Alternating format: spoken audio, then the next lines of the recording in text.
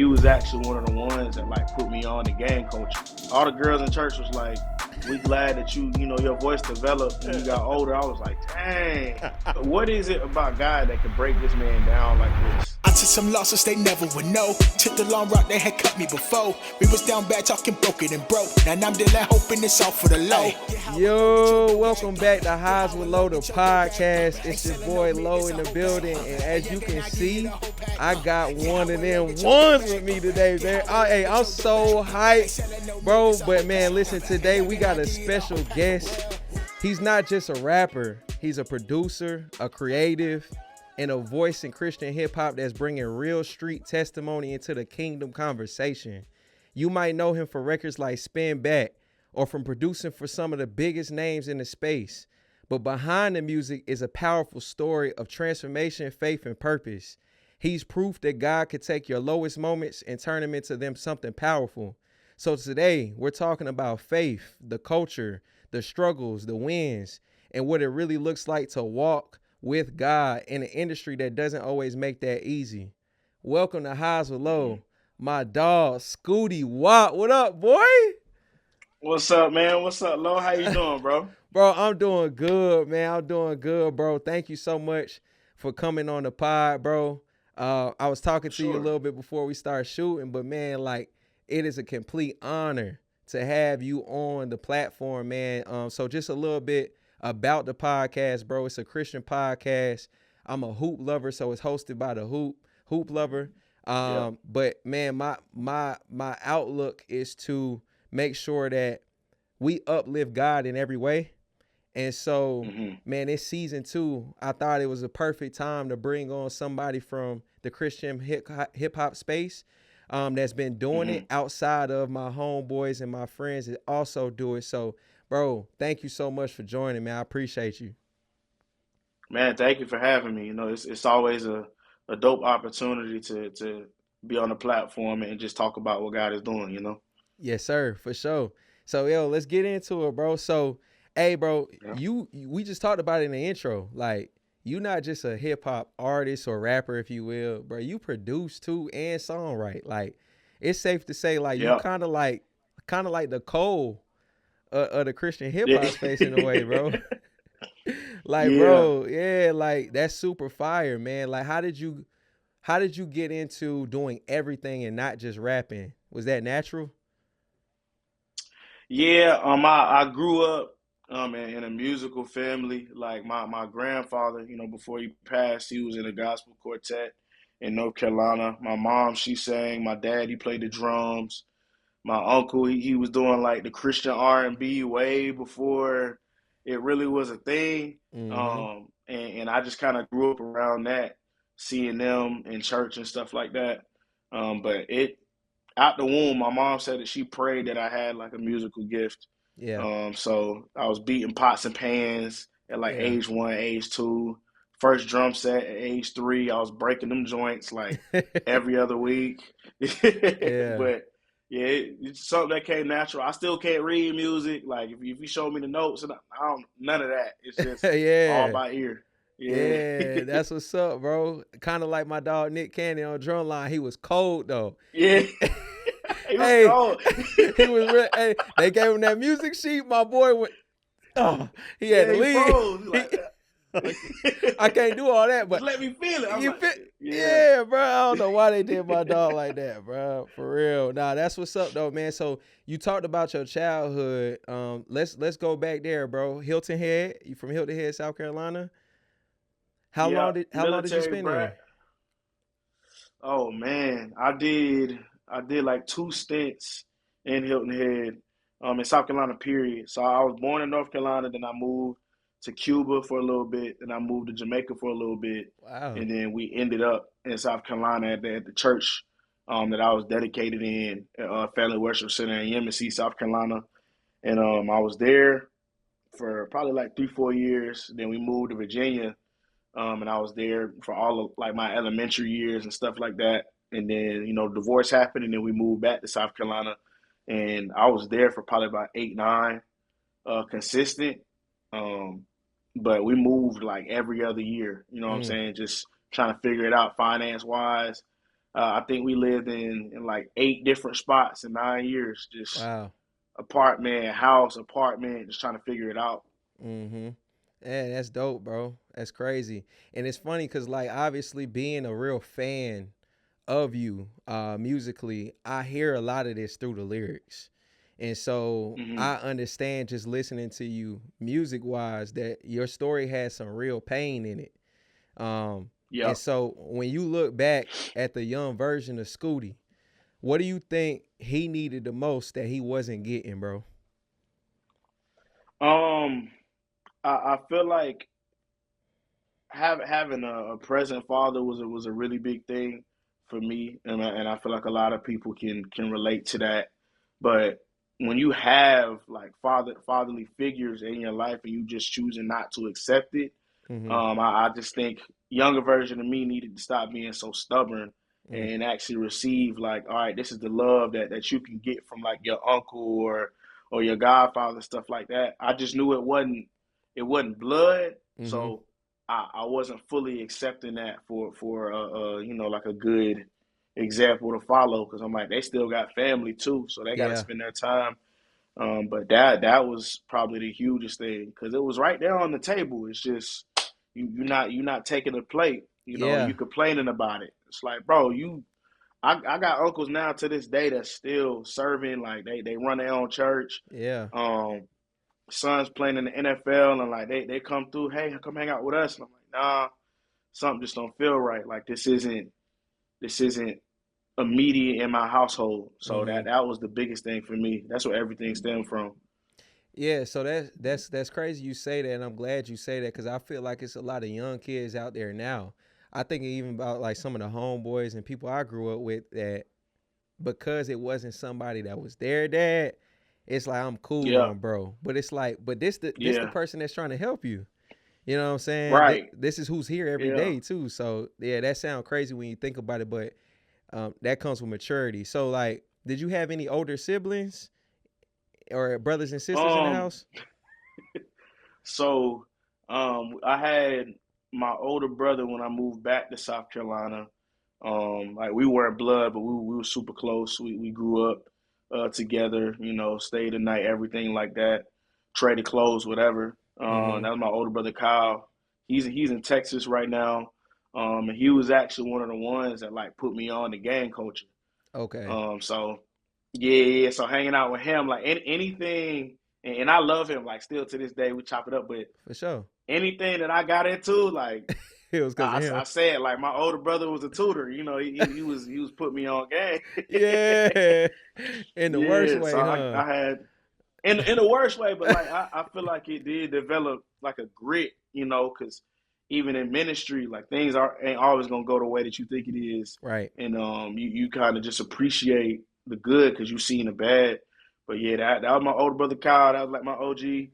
I had an older sister, Kiera. She's still alive, obviously, but she was the one that got me into sports because she was hooping and stuff like that. Okay. She played college ball, and I was like, if she can hoop, I can hoop too. Like I'm Yeah. faster than her, I should be straight. But Yeah. she would take me to the courts and stuff like that, and I'm like fifth, sixth grade playing with the high school seniors and the college players, Okay. and I'm like, okay, if I could play with them, then like when I played in middle schools, I'm straight. But Yeah. yeah, that was big Kiki. We were Word. she would go to the club and I would hold it down like, oh, she's not doing that. She just out hanging out like I was the cover person for Okay. her. Yeah. Real one. That's what's But she, up. yeah, like she would do her thing, and I'm like, as long as I do my thing, you don't say nothing, we good to go. We- But yeah. she ended up finding Christ not too long ago, and she got married, and she's about to have a child too. So it's like just seeing the transformation in her life too. That's Then I dope. got Lewis. We're like a year apart. We used to work together, everything like that at the rec center. Um, he's been there since I was 3 years old. When I came back and got dedicated at that church. But we were always like in the same house because my mom just opened up the crib to everybody. And I Right. didn't understand it. I'm like, man, we don't even really got it like that. And I don't know if we Yeah. got space to have everybody else here, but Right. she taught me something. So yeah. Then I Yeah. got younger siblings. My younger sister, and then three more that my dad had with my stepmom. So Yeah, bro. So, shout out to them, first of all. We'll come back to that hoop. I want to hear a little bit more about your basketball stories, but I do want to talk yeah, about how Big Bro got you involved in the gangs. Like, cause when I'm hearing yep, Scootie is that like from the jump, you had church roots. Like you yep. had a lot of connection to the church where it sounds like you knew who God was early, right or wrong.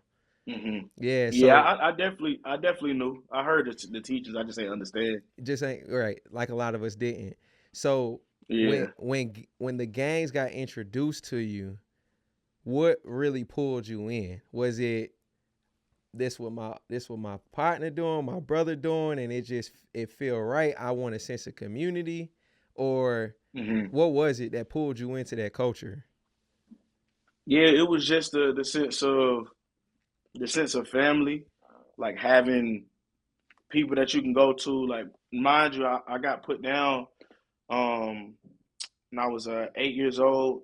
As Wow. soon as I got back, and I was just posted up with them. Like in the city, Yemen is not that big of a spot, so it was a church, it was a Chinese food restaurant, it was a funeral home, it was a Dollar Tree, and it was a basketball court, and that was Wow. pretty much it inside of that city. Like, I lie to you not. So Okay. you go to the court, and you seeing everybody doing the handshakes and stuff like that, and I'm looking at my brother. I'm like, dang, what y'all got going on? Like, I just came from Virginia, from a private school, so Uh-huh. I was pretty sheltered. I was in a private school when my, Okay. when my family was together. As soon as the divorce happened, like, we had to make a decision, move somewhere where financially, like, it'll be easier for us. So I'm just on the court seeing all them doing the handshakes, and they stacking and stuff like that. And I was like, man, this feels like family, because I'm back in South Carolina, and it's really just us. It's just me, my Mm-hmm. mom, my sister at the time, before everybody kind of gets integrated back in. So I just saw that as like a camaraderie, and that's really what it wasn't at the end of the day. Like, when you Yeah. look back on everything, streets ain't loyal, bro. They ain't loyal. Not at all, bro. It's crazy that you mentioned the No. handshakes. It's something about it. Like when you a kid, bro, them handshakes look hard Yeah, though. You can't even lie. yeah. Everybody, the colors and the bandanas. Yeah, I'm like, man, I want to be a part of that, yeah, because even in my church, it was a lot of like Bloods in there. yeah. At my church, it was a lot of GDs, so I was an insane gangster disciple. Okay. It was a couple of Crips before Crippin' got cool on the East Coast. Uh huh. So they're still in the church, but it's just like we all trying to play a part. Our parents go to church and they serving, but we, whatever, like, let's go hang Right. out. We formed our own clique, Peso Gang, like that was our thing at the church. But yeah, it Yeah. looked cool, bro. It looked cool. Super cool. Nah, for sure, bro. I totally understand that. So, all right, you 8 years old, gang banging. First of all, Scooty, that's hmm crazy. Like, Yeah, obviously, big bro, we love him to death now. He understands that probably wasn't right. All everything's forgiven, yeah, right? But yeah. 8 years old, now that you grown, own children, man, that's ridiculous, Eight right? is crazy. That's great. Like there's so many things that you haven't experienced yet at all. Like I Right. think what 8 is second grade. Second Yeah, grade. around that Yeah. time. Yeah, Yeah. bro. So I So mean, at that point, you just kind of repping it. right. You know the Yeah. handshakes, the hand signs, whatever. Uh-huh. Yeah, you hit 12 years old. It's like, all right, now I'm really starting to figure out what's going on, the politics and everything, what foods I can Mm-hmm. eat, what I can't eat. Mm-hmm. Like, oh, you can't eat McDonald's because the pitchfork is facing Oh, down. I'm like, yeah. man, y'all boys tripping. I gotta get that That's gonna be McDonald's, bro. crazy. Yeah, nah, that's crazy, Yeah, I'm bro. like, man, this is right there. But yeah. Yeah, but no, okay, so transitioning out of that, around hmm around what age did you start to recognize God deeper for just knowing that there is this God thing that my parents and my uncles and my family keep talking about? Man, these people keep going in this church crying and they committed to it. What age was it Yeah. where oh, you realized God and experienced God for yourself? And then hmm you recognized maybe God and gang culture don't mix. Yeah. I say I realized it at age 15, 15, 16. Is when I remember I talked about it in the song. I don't even think it came out yet, but like watching my uncle cry. It's big dude, you know what I'm saying? Like super big dude. And he just sitting on a pulpit, and he just break down the tears and like I didn't fully understand what was going on, but it was just it was a silent moment, and I'm like, man, why? What is it about God that could break this man down like this? That he's just weeping in front of the whole church, like you can Mm-hmm. hear him, everything high pitched, like deep voice dude, high pitched crying. I'm like, what is something? Something is different about God. But it didn't really click for me until I was 18, yeah, 18 years old, and that's when I got into that car accident.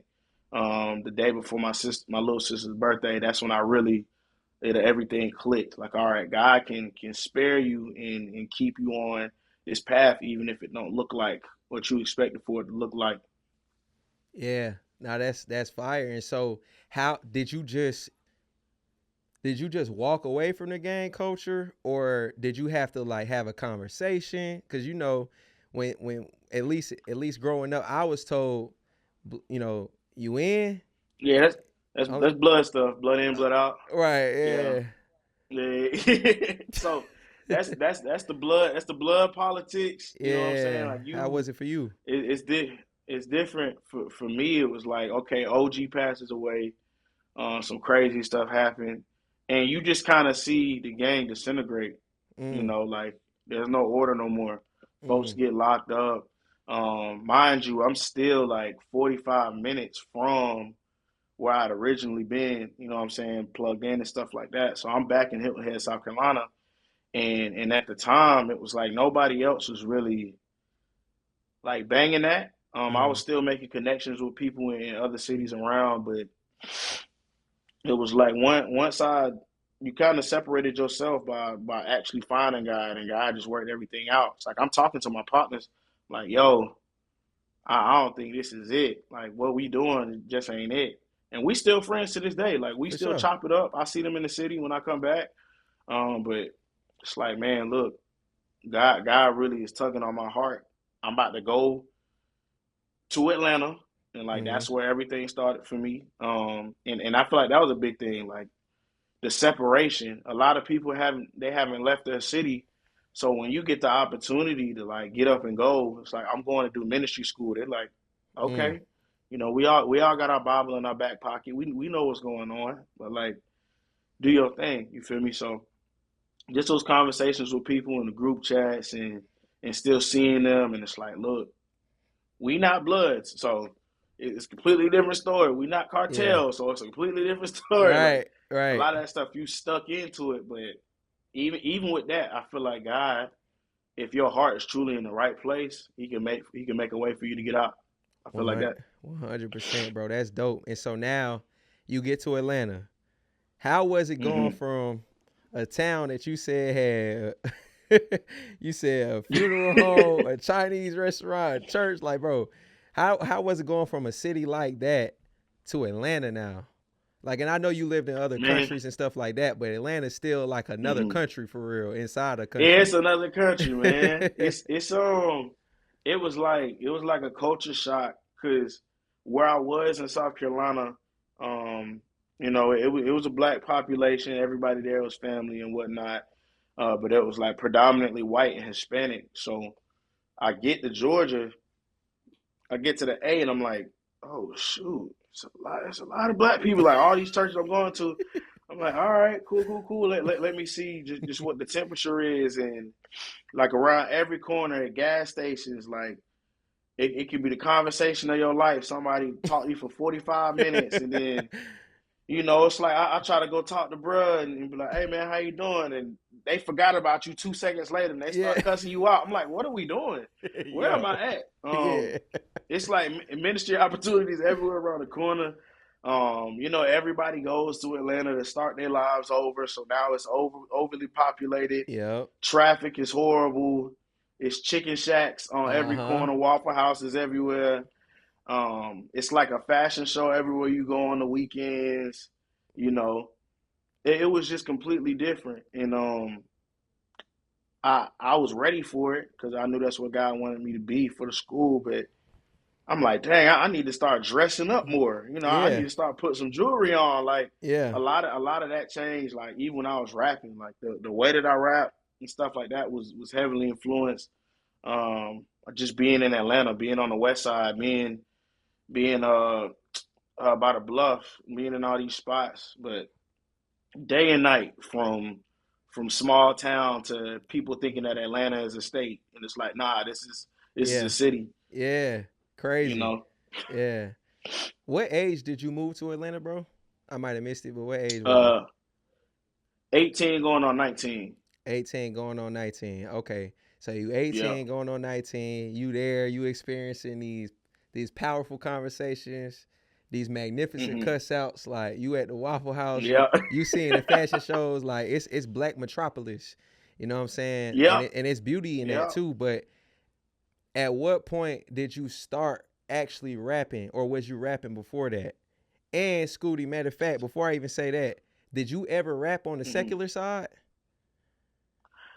A little. I mean, I don't even know if you can count SoundCloud as like rapping on the secular side, but Bro, yeah, SoundCloud, nah, we not gonna do that. yeah. SoundCloud was a, hey, SoundCloud was an era, Back then bro. it was hitting. Yeah, Yeah, yeah, it was yeah. hitting. So like, I was on the SoundCloud wave. I had a couple of tracks. Okay. I had maybe like three or four, and then I did like hooks and features for a couple of people in the city. Mm. But I was producing more than I was rapping on the secular side. So Okay. I was Okay. producing for artists like Shy Glizzy. He was out Okay. there, and yeah, Woo. he was out there in DC, Mm-hmm. Merlin. Let me think who else. Moneybag Yo. My senior year, What? I was producing for him. Obviously, I was blowing the bag. I didn't have no business set up, nothing like that. Just, I'm gonna make these beats in school and send it off. Yep. So how, like, but that's not just regular though. You didn't name two regular people. Like both of Yeah. them, they certified. So like, how did that even come about? You know what's crazy, real? You kind of a lot. Your stories reminded me a little bit about speaker knockers. You heard of speaker knockers before? Yeah, bro. I love speaking knockers, man. Okay, okay. Gone too soon, bro. For sure. Way too soon. RP my Way RP too my soon. dog Knock, man. So like, bro, I went to school with Derek, aka Speaker Knockers. Okay. And Yeah. knew his little brother. All of us grew up around them. And little side story, bro. We he was just a regular person, regular dude. And Hmm. all of a sudden, I remember we had like this makeup class. You can go to like this class and makeup work and stuff like that. It wasn't study hall, but something like study hall. And I'm sitting there, Yeah. and he come by me. He like, "What's up, Salo?" I'm like, "What's up, bro?" He like, bro, I'm about to write my dad real quick. I'm about to write him this letter or whatever. Write him this Hmm. note. So he started writing this note, and he like, "Bro, I'm about to start making beats." And I'm like, "Word." Yep. And I'm like, "All right." He like, "Here go a couple right here." So I'm hearing it, and I keep hearing his drop. It's the speaker knockers. And I'm like, "What's Yep. that, bro?" He like, "That's me, the speaker knockers." And I'm like, "All right, that's different." Like, I'm like, "What you gonna go by?" He like, "Speaker knockers." I'm like, Speaking "All right, knockers. all right, man." And I'm like, "All right." So, bro, out of nowhere, this is how fast it really happens. Out of nowhere, I say like a few months later, towards the end of the school year, Hmm. he stopped coming to school, and he was coming to school like maybe like every 2 weeks. He'll miss like a week or two of school. And Yeah. boom, just like that. Now he making beats for Flocka. You know what I'm saying? For Yep. Gucci. He making beats he going crazy, especially in the Atlanta scene. And then Hmm. all of a sudden, he made the Tony Montana beat. Yep. And Yeah. he ended up like having like some stuff in the background where he might have not got the credit or whatever, but we all knew that he made the beat. Hmm.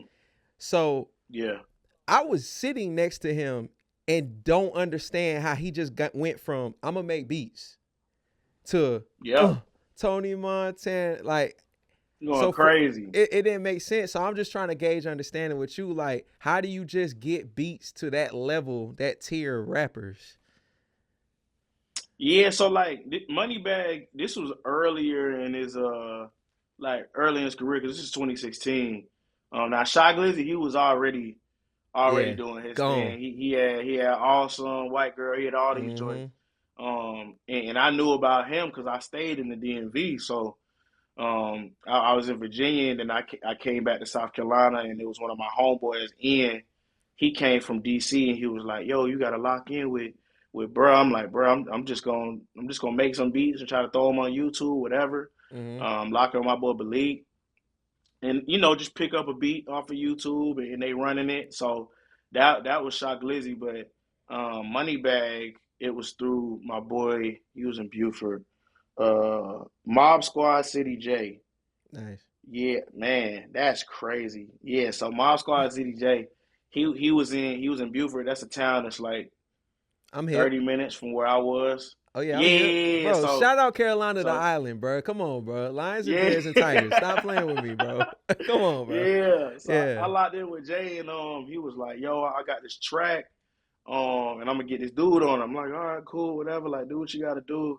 I'm just trying to get my little paycheck because I'm selling beats for like $40, $50. I don't got no leasing system set up, nothing like Yeah. that. Just all the trappers in the city. Hey, look, y'all need beats. I got beats, and he Yeah. sent me the record back, and I'm like, "Bro, look familiar, but I don't know who that is." And he was like, "Yeah, man, I got money bag." I was like, "Okay." I really didn't know who he was, Yeah. right? So I went and did my research, and I'm listening to mixtapes. I'm like, "Oh, okay, he actually tough." So I just kept sending beats to them boys. I'm like, "Yo, that song I did was fire. Boy, here's another one. Here's another one. Here's another one."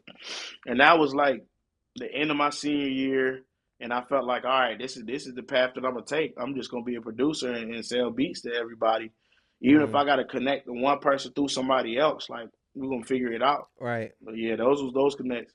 Yeah, that's fire, bro. And so now you doing that. Did you play around with the music? Cause obviously you beating on pots and pans as a jit. So you got musical sound, you Yeah. understand production. But bro, Hmm. you could sing. Did that come like Yeah, what happened for you to man. start like doing music on your own beats? So it was I'm sending my beats out. Like I'm pulling up all these different cities around the area, and I think this was really like the alarms that was sounding off because granted, I'm still a gang member, right? So I, Okay, I, I right. still got my affiliate. I still got my affiliation stuff like that. Like people know it. People from here are beefing with people from there, but like, what's the one thing that connects people is music. Yes, sir. So I'm literally in like op territories, like pulling up. I got my laptop, you know what I'm saying, just playing beats for people. I'm like, all right, cool, nobody else is doing it, so I'm like 4 or 5 cities deep, just in my little Saturn, just riding around, aux Mm. cord. Boom. Mm. All right, bet you want this one? Cool, cool, cool. Give me the bread. I was making like $800 a pop, just pulling up on people, just back to Wow. back to back. But I got to the point where I was like, man, I'm sending these beats out, and people ain't going to the studio. Mm-hmm. The songs that they making just wasn't hitting. Mm-hmm. So I was like, you know what? Let me just try myself. And shout out to my brother Double F. He was one of the first ones in the city that was actually recording. So when Speaker Knockers was doing his thing, like our Speaker Knockers in the city was Frankie, Okay. white boy, Italian. We was born on the same day, everything. Like that was my dog. Fire. Um, he was recording on Mixcraft. Like Mm. before anything else, he was on Mixcraft. He had the big TV set up inside of his room, little speakers, and he was just recording inside the closet. So I hit him up. I was like, "Yo, I got this beat. Like I'm just trying to pull up, and record." He was like, "Yeah, bro, just slide through." So I went through and then I recorded the first song. I think it's still up on SoundCloud. I was going by Party Boy at the time. Okay. So before I Word. ended up with Scootie, I was Party Boy because I was at all the parties, turned up Yeah. with the promoters, everything. I was just having fun. Yeah. So recorded semi-autos, and you can literally hear like how nervous I was to record, Mm-hmm. and I wanted to get it all in one take, and I'm taking all these super deep breaths and Yeah. like lip smacking. It was terrible. It's still up. Word. It was horrible. Hey, Yeah, don't it's y'all still don't on go find SoundCloud. that, y'all. Don't go find that. That joint was horrible. All the Yeah. songs I put out, I feel like it was just I wanted to hear something different on my beats. Cause though I was getting paid, it's like, bro, like y'all got to do something with it. Mm-hmm. But yeah, that's how I started, just rapping on the beats and stuff. Singing, I couldn't sing until I was like 19, 20. Got you. Couldn't sing at all. All the girls in church was like, "We glad that your voice developed when you got older." I was like, "Dang, why y'all ain't tell me that from the beginning?" Like, I used to be Yeah. on the phone late night, like calling girls singing Miguel, tripping, tripping. I'm like, what Hey. am I doing? Hey, nah, Yeah, that man. that's So fire, bro. Nah, hey, look, we all done been there, bro, and did some stuff we ain't proud of, bro. That's super yeah, funny. man. Yeah, so all right, boom. So you making them songs, but like, bro, I feel like repetition is probably gonna be your answer, but like, Hmm. what made was you taking it serious, like, or do you feel like it was, man, I just need to get better at my craft? What made you continue to go even though you just started off and this don't sound good? A lot of people would have quit at that point. Yeah, Like, I'm gonna just go back to yeah, making beats because that works. I get money off of yeah. beats. You know what I'm saying? What Right. I made you wasn't making no money off of these songs at right. So all. and you spending the same amount of time you could be cooking up beats. You spending the Yep. same time rapping. So like, what made you push forward and keep going? Get high and low, get your dough back. Get high and low, get your dough back. Ain't selling no mid, it's a whole pack. And young and I give you the whole pack. Get high and low, get your dough back. Get high and low, get your dough back. Ain't selling no mid, it's a whole pack. And young and I give you the whole pack for real.